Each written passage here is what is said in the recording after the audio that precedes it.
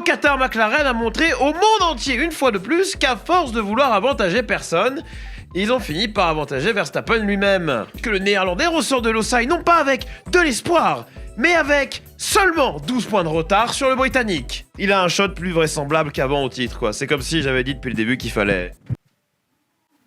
Hein? J'ai remarqué qu'il y a une collection de plus en plus large d'images de moi qui fait ça. Est-ce qu'on peut continuer ça, s'il vous plaît? Au maximum, pulluler l'internet avec des...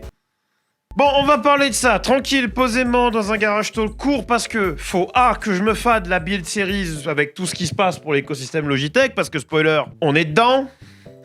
J'en raffole. Ah oui, l'écosystème est plus fermé, mais putain, c'est quali, hein. C'est comme se marier, mais t'es marié avec une pornstar, donc quelque part. Quelque part, tu t'ennuies pas, quoi. Puis bon, ce volant-là, il avait pas mal tourné avant moi aussi, donc ça marche, hein. Il y a ça, il y a le car qui est en cours d'écriture. Donc, on va vite se manier. Vous pouvez soutenir la chaîne en achetant du Holy Energy avec le code Clippy, comme dans la description. Bon, ça, c'est... La Black Week est passée, hein, mais merci à tous ceux qui ont contribué, merci beaucoup. C'est un des meilleurs mois que j'ai fait en termes de commission. Si vous ne buvez pas de Holy, vous voulez soutenir la chaîne, il y a le Super Thanks, ou tout simplement, si vous n'avez pas un rond ni envie de soutenir financièrement, ce qui se comprend, le simple fait d'être là, de liker, de lâcher un commentaire de référencement, ou peut-être de recommander cette vidéo à vos proches, notamment pourquoi pas à ta daronne. Tu peux aussi lui donner mon numéro. Bref, le simple fait que vous soyez déjà là fait plaisir. Bref, sans plus de salam alek, je suis Clippy, et lançons cet avant-dernier épisode de cette saison de Garage Talks. Et oui, avant-dernier épisode de la saison, parce que à la seconde où le Garage Talks Abu Dhabi est fini, la saison 2025 de Garage Talks est finie. Donc si j'en fais un, genre le 15 décembre, c'est pour la saison 2026. Et ouais, et mine de rien, ce sera la fin de la 3e saison de insertion du format où je couvre la Formule 1 ici. Donc de quoi être fier. Bon, sur un week-end où tout paraissait déjà joué si vous beliviez pas, sur un week-end où la balle était pas juste dans le camp de Norris, mais dans le camp McLaren en général, Max Verstappen ressort vainqueur devant Oscar Piastri, Carlos, j'ai acheté de la crème L'Oréal à cause de sa sale gueule, Sainz, et seulement 4ème, Lando Norris. Norris qui aurait marqué 2 points de moins si... Antonelli s'était pas chié dessus. Évidemment, t'as la moitié de Twitter et même des gens dans mon propre Discord, vous reconnaîtrez, qui ont tout de suite, mais ils se sont jetés à la gorge du gamin. Genre oui, laisse passer. S'est battu avec lui une bonne partie de la course pour pas le laisser passer, mais à la fin, je suis pas pilote de course, moi, je suis pas payé pour ces conneries. Puis bon, ce serait bien la première fois que je vois quelqu'un en Mercedes se laisser doubler, quoi. Bon, le gros perdant du week-end, c'était peut-être bien Lando, pour qui c'était balle de match et qui, au final, arrivera à Abu Dhabi en étant bien moins confortable que prévu. Le gros perdant de ce week-end, ça aurait pu être Oscar, qui avait tout pour gagner et qui a fait un week-end impérial. Mais pour sur les bourreaux ce week-end, eh ben, c'était McLaren. McLaren qui a préféré délaisser un avantage stratégique évident pour la track position, ce qui aurait pu marcher si on était ailleurs. Pas au Qatar. Et on est passé de Oscar quasiment vainqueur à Verstappen avec une réelle chance pour le titre à Abu Dhabi. Bravo, bravo, McLaren. Au-delà des retombées pour la picture championnat qu'on abordera rapidement dans la seconde très courte section de cette vidéo. Salut, c'est Clippy du montage. En fait, c'est dans la 3e section de cette vidéo à poil plus courte finalement parce que quelqu'un sur Twitter m'a inspiré pour... la section du milieu. Voilà. Merci beaucoup à toi, Guise. Encore une fois, on a plein de trucs sur le feu. Je suis désolé de pas faire des garage talks plus élongés. Élongé n'existe pas. Allongé.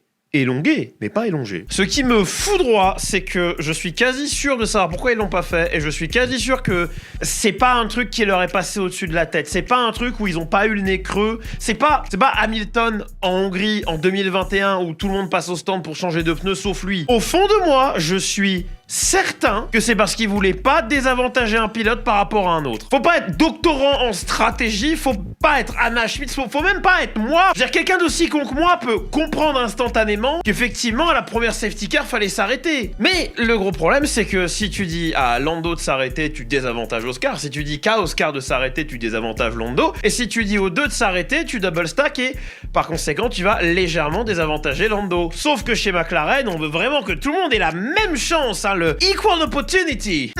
Donc on rentre pas, on garde la track position et du coup... On demande aux voitures de rouler fort, très fort, d'imprimer un rythme que jamais t'as vu un rythme comme ça en course. De toute façon, on a 2 arrêts obligatoires, allez, t'inquiète pas. Et ils vont ouvrir le gap très fort. Verstappen, lui, il va faire monter ses pneus dans la fenêtre de température beaucoup moins brutalement.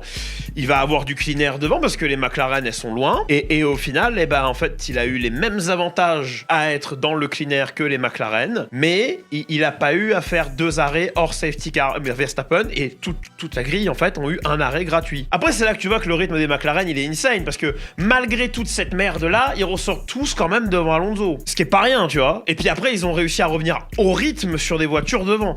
Le rythme McLaren était impérial. Et c'est bien le problème. Le problème, c'est que les McLaren ont dû fight dans le trafic. Et donc, taper un peu plus fort dans leurs pneus.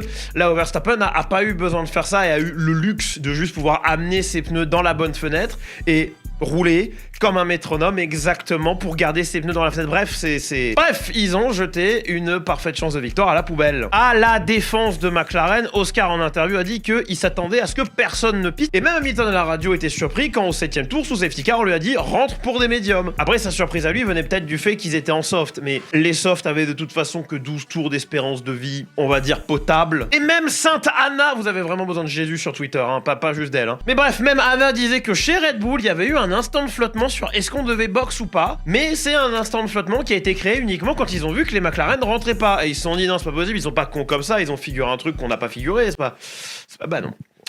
Bref, dans un GP avec finalement très peu d'action et 2 arrêts obligatoires parce que Pirelli peut vraiment pas apparemment faire des pneumatiques qui tiennent la route et qui sont en adéquation avec les cibles que donnent la FIA et la FOM. On rappelle que c'est pas 100% de leur faute, je suis sûr qu'ils seraient tout à fait capables de faire un pneu qui dure toute une course et qui grippe comme des softs, juste que c'est pas ce qu'on leur demande quoi. Red Bull a montré que leur tête était mieux vissée sur leurs épaules que sur celle de leurs concurrents. On pourrait blâmer les mains moites d'une équipe qui, si ancienne soit-elle, n'a peut-être plus les cadres qui ont connu la pression d'un fight pour le titre, mais ce serait oublier qu'ils ont toutes les cartes en main pour être champion du monde et que le foirage est tellement cataclysmique et Verstappen tellement supersonique qu'ils ont perdu 100 points sur le boog depuis le break. Et là, la picture au championnat, elle a bougé. Ah, elle a bien bougé.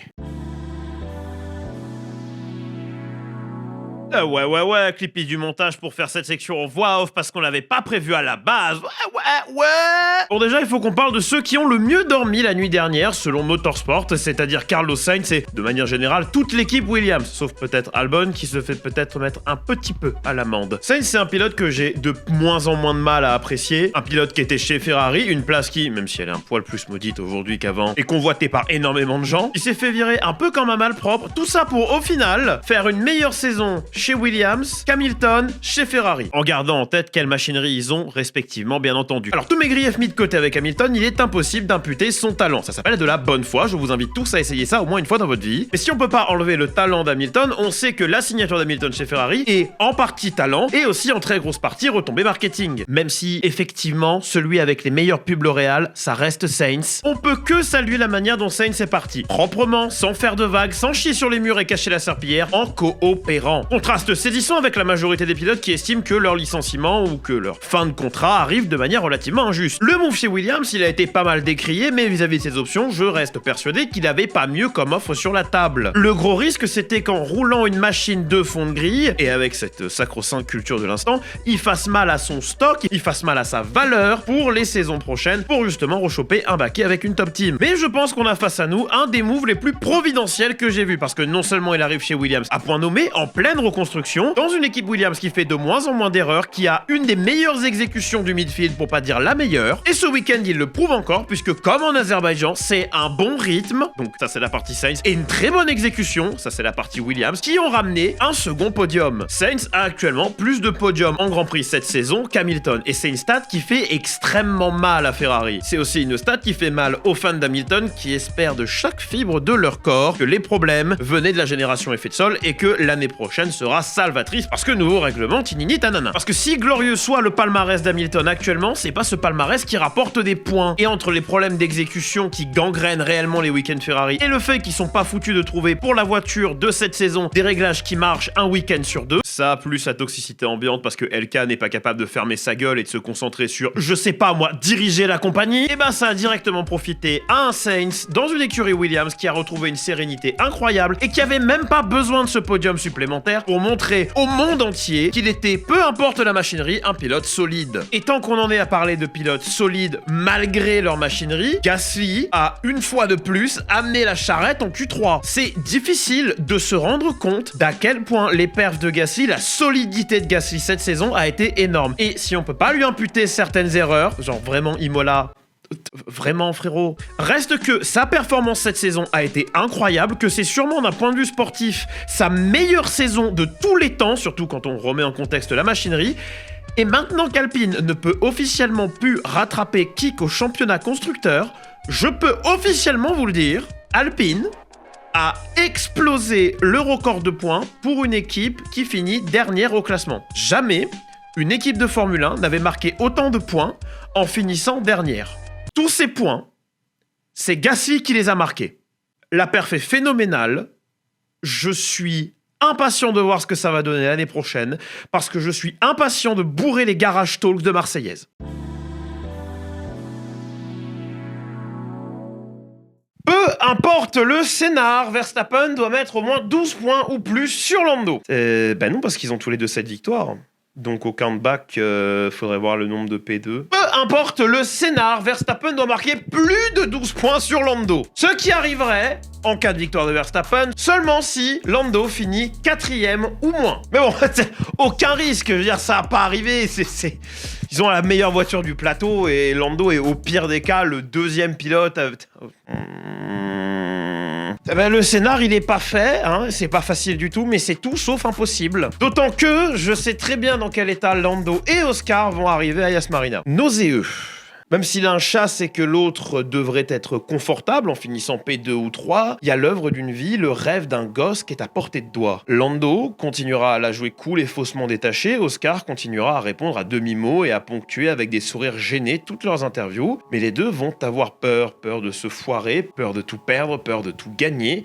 Les deux vont être surstimulés et en demande constante par les médias. Bref, les lumières seront les plus fortes, la pression sera au max. Enfin, au max. Façon de parler, parce que justement, celui qui n'en aura pas, ou qui tout du moins en aura beaucoup moins, c'est Max, justement. C'est un pilote qui a déjà connu le tout ou rien d'une course finale, un pilote qui a déjà gagné le titre 4 fois, et qui est dans une équipe où les cadres de la victoire ne sont pas tous partis. Il est certainement meilleur qu'il ne l'a jamais été, c'est sûrement sa plus belle saison, il le sait même en ne finissant pas champion, c'est sûrement une des saisons dont il aura le droit d'être le plus fier, si ce n'est la saison. Avec championnat par-dessus, ce serait que la cerise sur un très très très beau gâteau. Et le pire dans cette histoire, c'est que McLaren aurait pu arriver à Abu Dhabi avec zéro pression. Ils auraient pu arriver à Abu Dhabi avec un pilote déjà titré et un autre pilote P2 au classement si ils s'étaient pas obstinés, si ils interféraient pas autant. Le sport, que ce soit avec un ballon ou avec des roues, que ce soit une spec série ou une formule libre, le sport c'est pas juste. Le sport c'est pas égal. Et en tentant de le rendre juste et équitable, au moins pour leurs deux pilotes, McLaren est peut-être juste en train de les enterrer tous les deux. Qu'on soit clair, même avec les nerfs en plot, même en sortant du blunder calamiteux qu'a été le Qatar, McLaren et Norris arrivent quand même à Abu Dhabi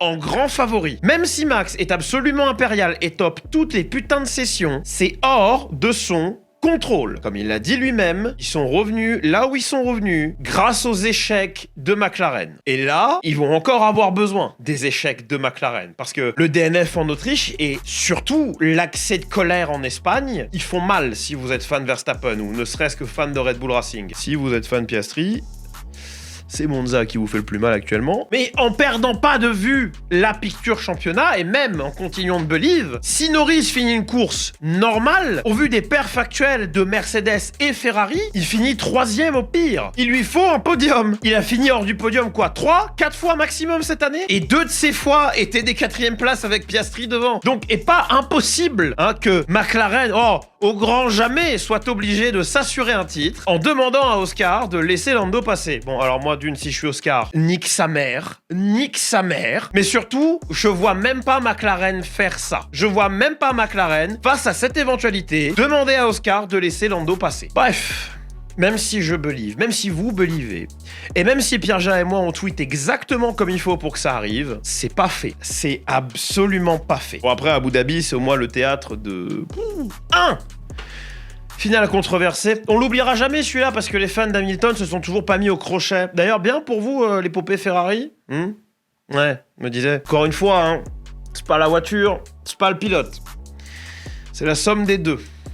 Alors vous aurez beau me dire, en faisant des pavés, pensant qu'ils sont stylés parce que vous avez mis des quarts et des donks, que Lando sera un mauvais champion qui mérite pas parce que il est champion avec une voiture qui est une fusée, et que moi, au contraire, je pense que s'il finit par être champion du monde, il a au moins le mérite d'avoir pu compenser l'astronomique nullité, le sabordage au niveau stellaire de son équipe. Mais mes œufs sont dans un autre panier. Verstappen sera-t-il champion du monde? McLaren vont-ils encore se chier sur les cuisses? Vais-je gagner mon pari avec ma meuf et par conséquent ma montre? Ou le droit de m'acheter une montre, ce qui est tout à fait différent? Toutes ces questions répondues et bien d'autres dans le final de Garage Talks en 2025. Voilà, c'est tout, cassez-vous.